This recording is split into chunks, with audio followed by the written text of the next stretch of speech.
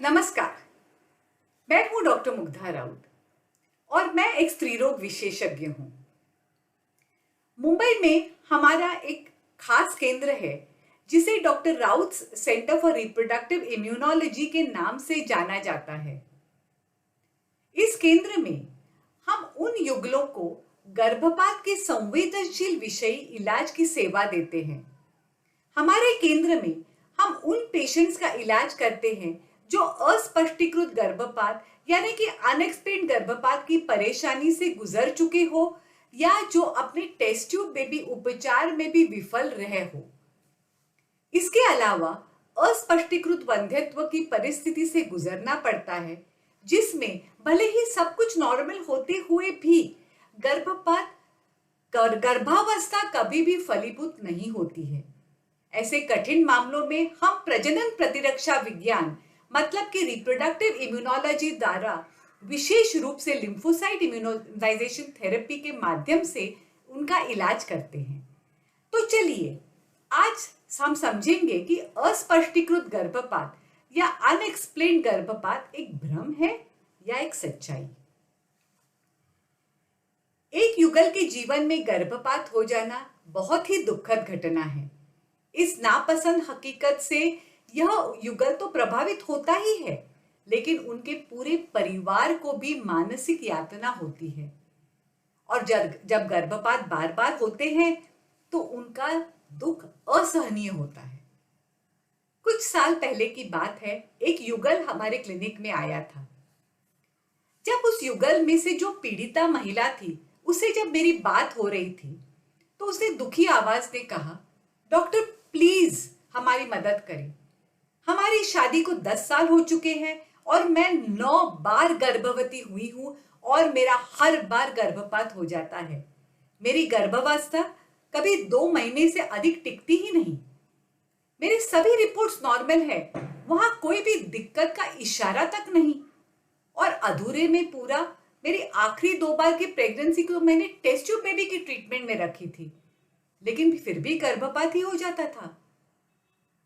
Doctor क्या मुझे कभी बच्चा होगा और ऐसा क्यों हो जाता है? प्लीज आप कुछ कीजिए। ऐसे हालात कब होते हैं उसको पूरा ध्यान से हम समझेंगे। प्रथम बात, जब कोई महिला पहली बार गर्भवती होती है तो गर्भपात हो जाने की संभावना 11 से 14% होती है। पहली बार गर्भावस्था दरमियान अगर गर्भपात हो जाता है तो ऐसा होने की दूसरी बार की गर्भावस्था में गर्भपात हो जाने की जोखिम बढ़ती नहीं। परंतु जिस स्त्री को तीसरी बार गर्भावस्था से पहले 2 बार गर्भपात हो चुके होते हैं तो वह ऐसे मामलों में अगले गर्भपात के जोखिम को 25% तक बढ़ाता है।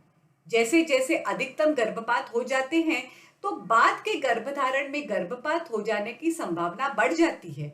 और चिंताजनक बात तो यह है कि 5 गर्भपात के बाद यह अप्रिय संभावना 75 से 80% तक होती है।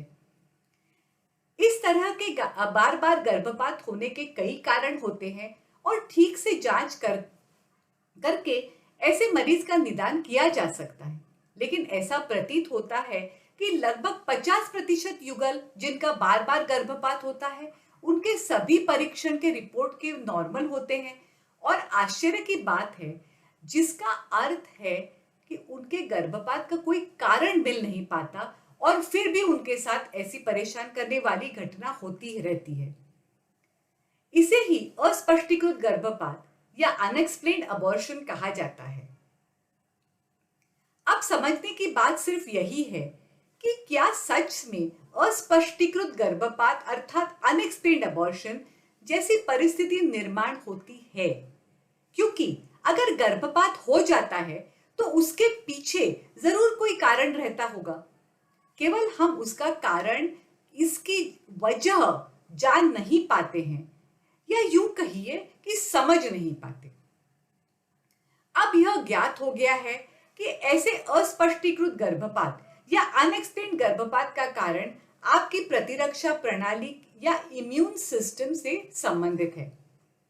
अपने शरीर में एक प्रतिरक्षा प्रणाली होती है जिसे हम इम्यून सिस्टम के नाम से जानते हैं। अगर हमारे शरीर में बाहर से कोई भी प्रकार का पदार्थ प्रवेश करता है और उसकी संरचना अगर हमारे शरीर से अलग है, तो सामान्य तौर पर हमारा शरीर उसे स्वीकार नहीं करता। इन पदार्थों में विभिन्न प्रकार के बैक्टीरिया, वायरस, अन्य जाति के जीव और साथ ही हानिकारक रसायन या प्रोटीन शामिल है।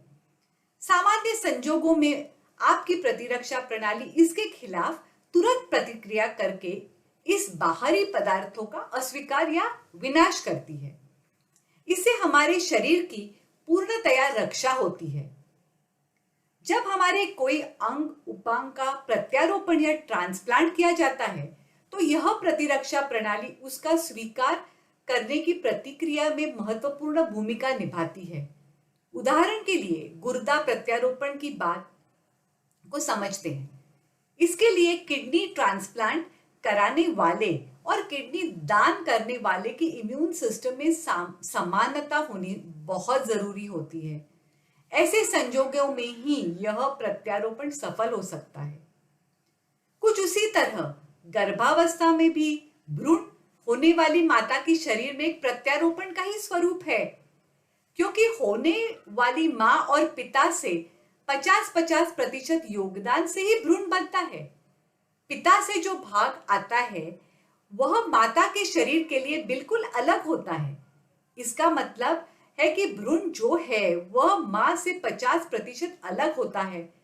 इसके बावजूद माता के शरीर में भ्रूण का विकास ठीक से होता है। इसका एकमात्र विशेष कारण है माँ के शरीर में भ्रूण की प्रतिरक्षा के लिए सुरक्षा होती है, और यही वजह है से भ्रूण का विकास ठीक से होता है। कुछ महिलाओं में यह सुरक्षा ठीक तरह से काम नहीं करती है। इस कमी के कारण भ्रूण के खिलाफ एक प्रतिरक्षा प्रक्रिया या इम्यून रिएक्शन होती है। इस नकारात्मक प्रक्रिया की वजह से ही भ्रूण की वृद्धि रुक जाती है और गर्भपात हो जाता है। इस पूरे विवरण से आपने एक बात नोटिस की होगी कि जिन महिलाओं का बार बार गर्भपात होता है, उन्हें इसका कोई कारण पता ही नहीं चलता, और फिर उन लोगों को यह समझाया जाता है कि इन गर्भपातों की कोई वजह ही नहीं है, मगर वास्तव में वह अस्पष्टीकृत या अनएक्सप्लेन नहीं है। ऐसे मामलों में उसका कारण प्रतिरक्षा विज्ञान या इम्यूनोलॉजिकल ही हो सकता है, जैसा कि मैंने अभी थोड़ी देर पहले आपको बताया है। तो अस्पष्टीकृत गर्भावस्था की अवधारणा मूल रूप से सही नहीं है। साथ ही प्रतिरक्षा विज्ञान के कारणों का पता लगाने के लिए अब कुछ परीक्षण किए जाते हैं और उनका निदान भी किया जाता है। एक बार निदान होने के बाद दंपति का जरूरत अनुसार इलाज किया जाता है। लिम्फोसाइट इम्यूनाइजेशन थेरेपी, LIT और अन्य इम्यूनोमॉड्यूलेटिव उपचारों का उपयोग करके परिणाम लक्षी इलाज किया जाता है। हम अपने केंद्र यानी doctor Raut centre for reproductive immunology में LIT या लिम्फोसाइट इम्यूनाइजेशन थेरेपी और अन्य उपचार के संबंधित सेवा उपलब्ध करते हैं। यह उपचार निश्चित रूप से उचित जांच द्वारा चुने गए मामलों में फायदेमंद होता है। इस वीडियो को अगले वीडियो तक विराम देते हुए मैं संक्षिप्त में कहना चाहती हूं कि 2 से 5% युगलों के मामलों में बार बार गर्भपात होता है। इनमें से 50 से 60% मामलों में उनके कारण का पता नहीं चलता है और उन्हें अस्पष्टीकृत गर्भपात या अनएक्सप्लेन्ड अबॉर्शन कहा जाता है। इन तथाकथित अस्पष्टीकृत गर्भपातों या अनएक्सप्लेन्ड अबॉर्शन का मूल कारण प्रतिरक्षा प्रणाली यानी कि इम्यून सिस्टम की अपरिपक्वता है। इस कमी का इलाज इम्यून सिस्टम की ट्रीटमेंट से करना संभव है।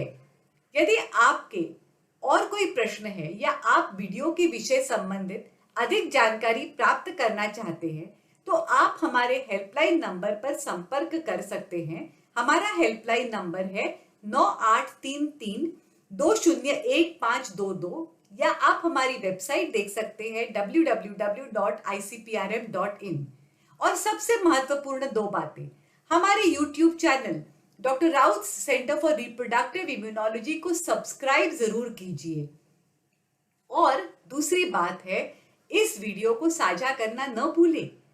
हो सकता है कि आपकी यह एक क्रिया किसी भी बिन शिशु युगल को माता पिता बनने में और उस तरह उनके जीवन में बेहद खुशी लाने में मदद करे।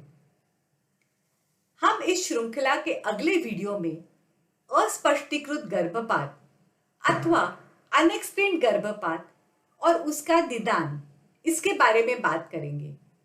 उसके लिए जल्द ही मिलते हैं। धन्यवाद।